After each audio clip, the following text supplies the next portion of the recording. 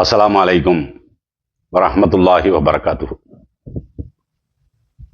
அன்பினிய இஸ்லாமிய சொந்தங்களே, சமூக வலைதள அன்பர்களே, 9/5/2026 அன்று இந்த வீடியோ பதிவாக்கப்படுகிறது. அனைவரும் அறிந்து கொள்ள வேண்டிய முக்கியமான ஒரு படிப்பினையை தான் இந்த வீடியோவில் நம்ம பதிவாக்கி இருக்கிறோம். அந்த படிப்பினையை நாம் உள்வாங்கி கொண்டால் வாழ்க்கையில் ஏற்படுகின்ற எந்த பிரச்சனையா இருந்தாலும் சரிதான். அந்த பிரச்சனையை நினைச்சுக்கிட்டே நம்ம என்ன செய்ய மாட்டோம், தளர்ச்சி அடைந்து விட மாட்டோம். அதை நினைச்சுக்கிட்டே கவலைப்பட்டுக்கிட்டு இருக்கவே மாட்டோம். அந்த அளவுக்கு ரொம்ப ரொம்ப முக்கியமான ஒரு படிப்பினை, குர்ஆன் சொல்லக்கூடிய படிப்பினை தான். 2வது அத்தியாயத்தினுடைய 216வது வசனம். அதில் அல்லாஹ் என்ன சொல்றான்னு கேட்டா, வாசா அன் தக்ரஹு ஷையன் வஹுவ கைருல் லக்கும், வாசா அன் துஹிப்பு ஷையன் வஹுவ ஷர்ருல் லக்கும். வாழ்க்கையில நீங்க சில விஷயங்களை வெறுப்பீங்க, இது நடந்துடவே கூடாது அப்படிங்கிற அளவுக்கு ரொம்ப வெறுப்பீங்க. நீங்கள் வெறுக்கக்கூடிய ஒன்றை உங்களுக்கு சிறந்ததாக இருக்கலாம். அதே மாதிரி வாழ்க்கையில நீங்க ஒரு விஷயத்தை ரொம்ப விரும்புவீங்க, இது நம்மளுக்கு கிடைக்காதா, இந்த மாதிரி அமையாதா, இப்படியெல்லாம் ரொம்ப உங்களுக்கு நாட்டம் இருந்துகிட்டே இருக்கும்.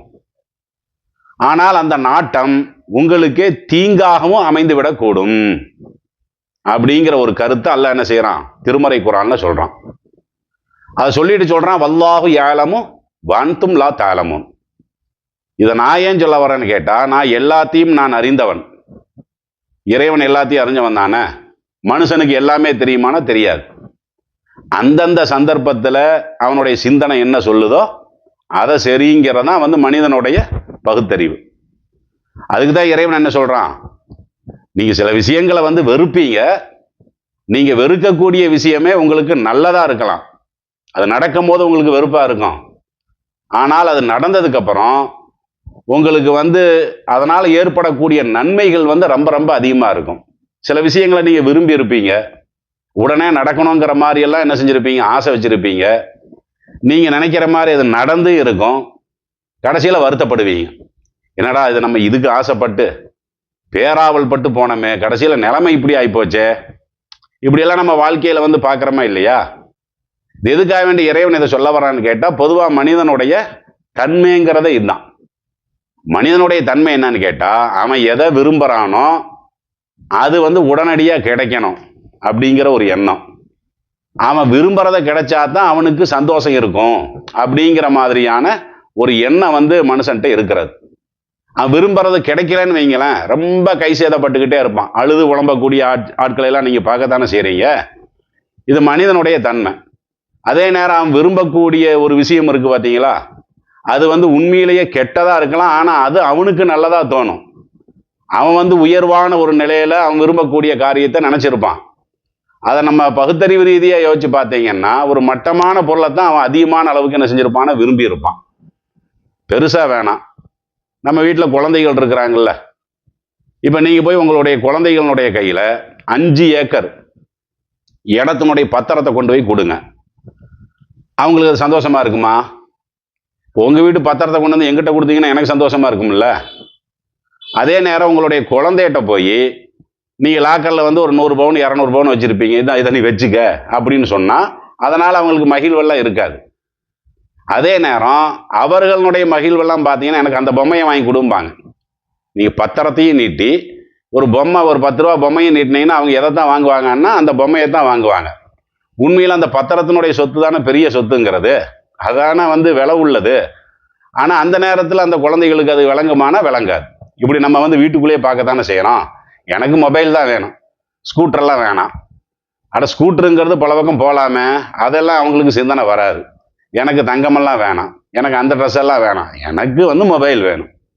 இப்படியெல்லாம் நீங்கள் பார்க்கத்தானே செய்கிறீங்க. அப்போ அதே நேரம் இவர்கள் வளர்ந்ததுக்கு பின்னாடி அவங்க உங்கள்கிட்ட ஒரு 50,000 ரூபா கேட்டு அல்லது ஒரு 5 சென்ட் இடத்த கேட்டு நீங்கள் ஒரு பொம்மையை கொண்டு போய் கொடுத்தீங்கன்னா ஏற்றுக்குவாங்களா? ஏற்றுக்க மாட்டாங்கல்ல. ஆனால் சின்ன வயசில் அவங்க ஏற்றுக்கிட்டாங்க பார்த்தீங்களா? காரணம் என்னன்னா, அது மனிதனுடைய பகுத்தறிவுங்கிறது அந்தந்த சூழ்நிலைக்கு ஏற்று அந்தந்த வயதுக்கு ஏற்று அந்தந்த நிலவரத்துக்கு ஏற்றுதான் என்ன செய்யும், எந்த ஒன்றையும் ஆசைப்படும், எந்த ஒன்றையும் வந்து வெறுக்க ஆரம்பிக்கும். இதான மனிதனுடைய நிலைமை. ஆனா என்னன்னா, இதுல கூட நீங்க நல்லா யோசிச்சு பார்த்தீங்கன்னா, பலவிதமான நன்மைகள் நீங்கள் வெறுக்கக்கூடிய விஷயத்திலே நான் என்ன செஞ்சிருப்பேன், ஏற்படுத்தி இருப்பேன் அப்படிங்கிறதா அடிப்படையான பாடம். பெருசா வேணா இப்ப நம்ம இந்த 2026 தேர்தல் முடிஞ்சது. அதுல வந்து வெற்றி அடைந்தவர்கள் யார் அப்படிங்கிறது தேர்தலினுடைய அதிகாரிகள் என்ன செஞ்சிட்டாங்க, சொல்லிட்டாங்க. இப்ப வந்து ஒவ்வொரு ஆளுக்கும் ஒவ்வொரு விதமான கவலைகள் இருக்கும். சில பேர் சந்தோஷம் அடைவாங்க, அந்த கட்சியில் உள்ளவங்களுக்கு சந்தோஷமா இருக்கும். பல பேர்த்துக்கு என்ன இருக்கும், ஒரு தர்ம சங்கடமா இருக்கும். என்னடா இது, நாம இந்த ஆள் வருவாருன்னு சொல்லி ஓட்டு போட்டோம், ஆனா இந்த ஆள் வந்துட்டானே, அப்ப இந்த கட்சி தான் ஆட்சியில வரும்னு சொல்லி எதிர்பார்த்தோம், அதுக்கு மாத்தமா இந்த கட்சி வந்துருச்சு. இப்படியான நிலையில தான் என்ன செய்வாங்கன்னா யோசிச்சுக்கிட்டே இருப்பாங்க.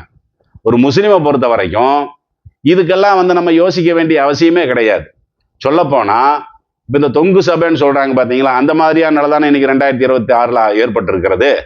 இதுல முஸ்லிம் சமுதாயத்தவர்கள் குறிப்பா சிந்திச்சு பார்த்தாங்கன்னா, இந்த ஒரு நிலையை ஏற்படுத்தியதின் மூலமாக அல்லாஹ் ஜல்லஷானஹு வ தஆலா நம்மளுக்கு என்ன செஞ்சிருக்கிறான், பெரிய நன்மையை செஞ்சிருக்கிறான். முஸ்லிம் சமுதாயத்தவர்கள் எதிர்காலத்துல வீறு கொண்டு எழுவதற்கு, சொந்த காலில் நிற்பதற்குண்டான பல அம்சங்களை என்ன செஞ்சிருக்கிறான், அல்லாஹ் இந்த தேர்தலில் நம்மளுக்கு கொடுத்துருக்கிறான். நாம வந்து அதை யோசிக்கவே மாட்டேங்கிறோம். பெருசா வேணா, இப்ப வந்து 2026 இதுக்கு முன்னாடி எத்தனையோ விதமான சட்டமன்ற தேர்தல்கள் எல்லாம் நடந்தது. அதிகபட்சமா முஸ்லீம்கள் வந்து எத்தனை முஸ்லீம்கள் வந்து சட்டசபைக்குள்ள போயிருக்காங்க, 2 பேர் 3 பேர். இந்த 2 சீட்டு 3 சீட்டு கூட சுலபமா கிடைச்சு போச்சா, அதுக்கு படாத பாடுபட்டு ஒவ்வொரு கட்சிக்கு பின்னாடியும் போய் காத்து கடந்து இப்படியெல்லாம் இருக்குது பாத்தீங்களா. அது நம்மளை இறக்கிக்கிட்டு சுயமரியாதையெல்லாம் இழந்துக்கிட்டு இப்படியெல்லாம் பாடுபட்டு தான் 2 சீட்டு 3 சீட்டு அப்படிங்கிற அளவுல தான் இத்தனை வருட காலமா இருந்தது. இப்ப இந்த 2026 தேர்தல் இருக்கு பாத்தீங்களா, இது தொங்கு சட்டசபைன்னு சொல்றாங்கல்ல. இன்றைக்கு முஸ்லிம்களுக்கு எந்த எண்ணிக்கையில வாய்ப்பு கிடைச்சிருக்குது, அதிகபட்சமா பாத்தீங்கன்னா 10 முஸ்லிம்கள் சட்டசபைக்குள்ள போகக்கூடிய தகுதி இன்னைக்கு பெற்றிருக்கிறாங்களா இல்லையா. நம்ம இதை எதிர்பார்த்தோமா? ஆனா இதுக்காக வேண்டிதானே பாடுபட்டுக்கிட்டு இருந்தோம். எங்களுக்கு 3 சீட்டு தாங்கன்னா 3 சீட்டு கொடுக்கக்கூடிய தகுதியெல்லாம் உங்களுக்கு கிடையாது, அப்படித்தானே இத்தனை காலம் நடந்துட்டு இருந்தது. ஆனா பாத்தீங்கன்னா இப்ப இந்த 2026 நம்ம வந்து இதை நினைச்சு பார்க்கவும் இல்லை, அதுக்காக வேண்டி முயற்சி பண்ணவும் இல்லை. ஆனா என்ன, முஸ்லிம் சமுதாயத்தவர்கள் சட்டசபைக்குள்ள 10 பேர் போகக்கூடிய அளவிற்கு இன்றைக்கு நிலைமை ஏற்பட்டிருக்கா இல்லையா. இந்த தொங்கு சட்டசபை வந்து அது கிளீனா முடிஞ்சதுக்கு அப்புறம் அது யார் யாரு என்னென்ன பதவி கொடுக்குறாங்கிறது அது ரெண்டாவது. நான் எண்ணிக்கையை தான் சொல்றேன். அப்ப இந்த எண்ணிக்கை பாத்தீங்கன்னா நம்ம வந்து இதை யோசிச்சுக்கிட்டு இருக்கணும், என்னடா இப்படி ஆகி போச்சு, நம்ம இவருக்கு ஓட்டு போட்டு அவருக்கு வந்து போச்சு, அவருக்கு ஓட்டு போட்டு இவருக்கு வந்து போச்சுங்கிற மாதிரி நம்ம என்ன செய்யறோம், தேவையில்லாம கவலைப்பட்டுக்கிட்டு இருக்கிறோமே தவிர இந்த ஒரு நன்மையை வந்து நம்ம யோசிச்சு பார்க்கிறோமா. இந்த நன்மையை ஏற்படுத்துறதுக்கு அல்லாஹ் தேர்வு பண்ணது என்னது, பெரும்பாலான முஸ்லிம்கள் வந்து இப்ப திமுகவுக்கு தானே ஓட்டு போட்டுருக்கிறாங்க. அப்ப அவங்களுக்கு வந்து அந்த கவலையோடயே அவன் இருந்துகிட்டு இருக்கிறான். ஆனா அல்லாஹ் என்ன பண்றான், உனக்கு வந்து இந்த ஆள் ஆட்சிக்கு வர்றது உனக்கு பிடிக்கல, நீ வெறுத்துதான் இருந்த, நீ வெறுத்தாலும் சரி இப்ப என்ன நிலைமை உண்டாயிருக்குது, முஸ்லிம் சமுதாயத்துல குரல் கொடுப்பதற்கு அவர்கள் குரல் கொடுக்குறாங்களா இல்லையாங்கிறது ரெண்டாவது, அது அவர்களுடைய நடவடிக்கையை வச்சுதான் நம்ம பார்க்க போறோம். ஆனால் அந்த ஒரு நிலைமையை அல்லாஹ் ஜல்லஷானஹு வ தஆலா உண்டாக்கி இருக்கிறானா இல்லையா. அப்ப எந்த ஒன்றாக இருந்தாலும் இப்படித்தான் நம்ம என்ன செய்யணும், எந்த ஒரு விஷயத்தையும் நாம வந்து யோசிச்சு பார்க்கணும். இது போக முஸ்லிம் சமுதாயத்தினுடைய தலைவிதின்னு சில விஷயங்கள் இருந்தது. என்ன தலைவிதி, ஒண்ணு திமுகவுக்கு ஓட்டு போடணும், இல்லைன்னா அதிமுகவுக்கு ஓட்டு போடணும். இது அல்லாத ஒன்றுக்கு வந்து நம்ம என்ன செய்ய முடியாது, ஓட்டு போடவும் முடியாது, கற்பனை பண்ணவும் முடியாது. ஏன்னா மேல ஒரு ஃபிரௌன் ஒருத்தர் இருக்கிறான்ல, அந்த ஃபிரௌனுக்கு பயந்து ஃபிரௌன் அளவுக்கெல்லாம் இன்னைக்கு உலகத்துல யாரும் இல்லை. ஆனா நம்ம என்ன செய்யறோம், அந்த பிஜேபி அப்படிங்கிற மாதிரி அவன் வந்துடக்கூடாது, அவன் நுழைஞ்சிடக்கூடாது, அதுல நல்ல நோக்கம் இருக்குதுங்கிறது வேற. ஆனா நம்ம எந்த தர்ம சங்கடத்தை இது நாள் வரையும் சந்திச்சுக்கிட்டு இருந்தோம், ஒண்ணு திமுகவுக்கு ஓட்டு போடுவோம், திமுக அந்த பிஜேபிக்கு எதிராக இருக்கிற பட்சத்துல, அல்லது அதிமுகவுக்கு என்ன செய்வோம், நம்ம ஓட்டு போடுவோம். இப்படி மாறி தான் நம்ம என்ன செய்யறோம், வேற வழியே இல்லைம்போம். எங்களுக்கு வேற வழி இல்லைங்க, நாங்க என்ன நல்ல ஆளுங்கிறக்க வேண்டிய ஓட்டு போடுறோம். அந்த வந்து ஒரு தீயம் வந்து உட்காந்து எங்களுடைய உரிமைகள் எல்லாம் பறிச்சு, அது என்னத்துக்கு அந்த மாதிரியான ஒரு சூழ்நிலை ஏற்படணும். அது இவன் வந்து பெரிய திருடன், இவன் சின்ன திருடன், அவன் பெரிய கள்ளன், இவன் சின்ன கள்ளன், அவன் வந்து என்ன செய்ய மாட்டான், மத உரிமைகள் எல்லாம் பறிக்கலாம் மாட்டான். அதுக்காக வேண்டி நாங்க ஓட்டு போடுறோமே தவிர நல்ல ஆளு அப்படிங்கறக்காக வேண்டி நாங்க ஓட்டு போடலன்னு இத்தனை வருஷமா நம்ம அப்படித்தானே ஓட்டு போட்டுட்டு இருந்தோம். ஆனா அல்லாஹ் இப்ப என்ன ஒரு சூழ்நிலை ஏற்படுத்தி இருக்கிறான், இதே மாதிரி வேற ஒரு கட்சியை உருவாக்கி அதாவது அதுவும் ஒரு பெரிய கட்சிங்கிற அந்தஸ்துக்கு வந்துருச்சுல்ல. இன்னும் அப்படி அவங்க கட்சியை பத்தி அந்த அரசியலை பத்தி எல்லாம் தெரிஞ்சு என்ன செய்வாங்க, அப்படி முன்னேறி வருவாங்க. அப்ப நம்மளுக்கு இப்ப என்ன வாய்ப்பு இருக்குது? 3 வாய்ப்பு இருக்குது.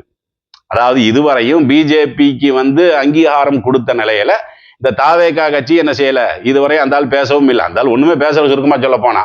ஆனா அவங்களுக்கு ஆதரவு மாதிரி அவர்களிடத்திலிருந்து ஏதாவது கருத்து வெளிப்பட்டிருக்கா? இல்லை. அப்ப இனி வரக்கூடிய தேர்தலில் இப்போ 3 பேர் நிற்பாங்க. ஒன்று திமுகவும் நிற்கும், அதிமுகவுக்கும் நிற்கும், தாவேகாவும் நிற்கும். இந்த நேரத்தில் நம்ம என்ன செய்யலாம்? இப்போ இந்த 2 பேர்த்த பிடிச்சே நம்ம தொங்க வேண்டிய அவசியம் இல்லை. எல்லாத்துட்டையும் உட்காந்து பேரம் பேசலாம். நாங்கள் உங்களுக்கு ஓட்டு போடுறோம், எங்க கோரிக்கை இது, நீ எங்களுக்கு அந்த கோரிக்கையை நடத்தி தர்றையா அப்படின்னு தாவேகாட்டையும் கேட்கலாம், திமுகட்டையும் கேட்கலாம், அதிமுகட்டையும் கேட்கலாம். பதவிக்காக வேண்டி அவர்களில் யாராவது ஒரு கட்சி அதை நடைமுறைப்படுத்தி தானே ஆகணும். அப்ப இப்படிப்பட்ட ஒரு சூழ்நிலை எதிர்காலத்துல வரணுங்கிறதுக்காக வேண்டி அல்லாஹ் இதை உருவாக்கி தான் விட்டுருக்கிறான், நம்மளுக்கு உருவாக்கி தான் இருக்கிறான். அப்ப நம்ம எதை யோசிக்கணுமோ அதை யோசிக்காம, எதை சிந்தித்தால் இறைவன் நமக்கு நன்மை செய்திருக்கிறான் என்பதை யோசிக்காம, நாமளும் சும்மா இந்த சாதா கட்சிக்காரனுங்க மாதிரியே நம்ம என்ன செஞ்சுக்கிட்டு இருக்கிறோம், சிந்திச்சுக்கிட்டு இருக்கிறோம். விளங்குதுங்களா? இப்ப நீங்க இப்படியெல்லாம் யோசிச்சு பார்த்தீங்கன்னா, அப்ப நாம இது நல்லதில்லைன்னு சொல்லி நம்ம என்ன செஞ்சிருக்கிறோம், முடிவு பண்ணியிருக்கிறோம். அதுல பல நன்மைகள் எல்லாம் என்ன செய்யறான், ஏற்படுத்தி இருக்கிறானா இல்லையா?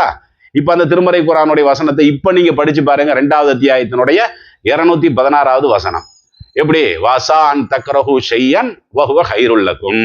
சில விஷயங்களை நீங்க வெறுப்பீங்க, ஆனால் அதில் உங்களுக்கு நன்மைகள் இருக்கும். வசான் துஹிப்பு ஷையன் வஹுவ ஷர்ருல் லக்கும். சில விஷயங்களை நீங்க ரொம்ப விரும்புவீங்க, நீங்க விரும்பணும்னு என்ன ஆயிரும், அதுவும் உங்களுக்கு தீங்கா மாறி போயிடும் அப்படின்னு சொல்லி அல்லாஹ் சொல்றானா இல்லையா? அப்ப இது ஒரு பெரிய டானிக். திருமறை குர்ஆனுடைய இந்த வசனம் இருக்கு. நான் இது அரசியலுக்கு மட்டுமல்ல, இன்றைக்கு அரசியலினுடைய சூழ்நிலை இப்படி இருக்கிற காரணத்தினால நான் இதை சொல்றேனே தவிர, மற்றபடி வாழ்வியல்ல எது போன்ற பிரச்சனைகளை நீங்க சிந்திச்சாலும் சரி, அல்லாஹ் இதுல ஏதாவது ஒரு நன்மை ஏற்படுத்தி வச்சிருப்பான் போல இருக்குது. நடந்துச்சுன்னா அல்ஹம்துலில்லாஹ், நடக்கலையா சரி, அல்லாஹ் ஏதாவது ஒரு நன்மை ஏற்படுத்தி வச்சிருப்பாங்கிற அந்த சிந்தனையில என்ன செஞ்சிடணும், நம்ம அது போயிடணும். இது போக இப்ப தாவேகாவினுடைய நிலைமையும் பாருங்களேன். 108 இடத்துல ஜெயிச்சாங்களா இல்லையா? ஏன் அவங்க பெரும்பான்மையை நிரூபிக்கக்கூடிய அளவிற்கு அல்லாஹ் நினைச்சிருந்தானா அவங்களுக்கு அந்த மாதிரியான வெற்றி எல்லாம் கொடுத்துருக்கலாம்ல. அப்படி கொடுக்கல. அதான் இவர்களுடைய வெற்றியை யாருமே எதிர்பார்க்கல. யாருமே எதிர்பார்க்கல. சொல்ல போனா அந்த கட்சியில உள்ள ஆளுகளே எதிர்பார்த்திருக்கோம். விஜய்க்கே நம்ம இவ்வளவு பெரிய வெற்றி அடைஞ்சிருக்கிறோமா அப்படிங்கிறது அந்த ஆளுக்கு என்ன இருக்குன்னா பெரிய சந்தேகமா தான் இருக்குன்னு நினைக்கிறேன். அவர்களே எதிர்பார்க்காத வெற்றி, திமுக எதிர்பார்க்காத வெற்றி, அதிமுக எதிர்பார்க்காத வெற்றி, பொதுமக்கள் எதிர்பார்க்காத வெற்றி. இந்த டிவியில உட்காந்து பேசிட்டு இருப்பான்ல, கருத்து கணிப்புன்னு ஒரு முருடாக்கள் எல்லாம் விட்டுக்கிட்டே இருப்பான் பாத்தீங்களா? அவனுக்கு எல்லாம் தெரிஞ்ச மாதிரியும் அவனுக்கு சொல்றதான் அந்த கருத்து கணிப்புல சொல்ற மாதிரிதான் அப்படியெல்லாம் நீங்க பாத்தீங்கன்னா தெரியும். யூடியூப்ல உட்காந்துட்டு என்ன செய்வாங்க, நான் சொன்னதை போல இப்படியா நடந்ததா இல்லையா, அப்படி நடந்ததா இல்லையா, நான் சொல்வதை கேட்டிருந்தால் இன்றைக்கு இந்த நிலை வந்திருக்குமா அப்படின்னு சொல்லி என்னமோ அரசியல் அந்த கரை சொல்லுவாங்கல்ல, கரைச்சு குடிச்ச ஆளுக மாதிரி மக்களை எல்லாம் முட்டாளுகள் மாதிரி கருதிக்கிட்டு ஒவ்வொரு நேரமும் அவனு பேசிக்கிட்டே இருப்பான்ல. இப்ப அவனுக்கு ஆச்சரியமா இருக்குல்ல, என்னடா இது நம்மளே எதிர்பார்க்காத நிலையில இப்படிப்பட்ட ஒரு சூழ்நிலை உருவாச்சு, பாக்குறீங்களா இல்லையா? சரி, நான் எதுக்கு சொல்ல வரேன்னு கேட்டா, இப்ப 108 தான் அல்லாஹ் என்ன செஞ்சிருக்கிறான், அவனுக்கு வெற்றி வாய்ப்பை கொடுத்துருக்கிறான். அதுக்கப்புறம் அதை வச்சுக்கிட்டு இப்ப இந்த சட்டசபையில போய் தனித்து போய் ஆட்சி பண்ண முடியாதுல்ல. அப்ப பெருசா வெற்றி அடைகிற மாதிரி கொண்டு போகும்போது இயல்புலியே மனுஷனுக்கு என்ன செய்யும், அப்படி ஆணவம் ஏற்படும் இல்ல.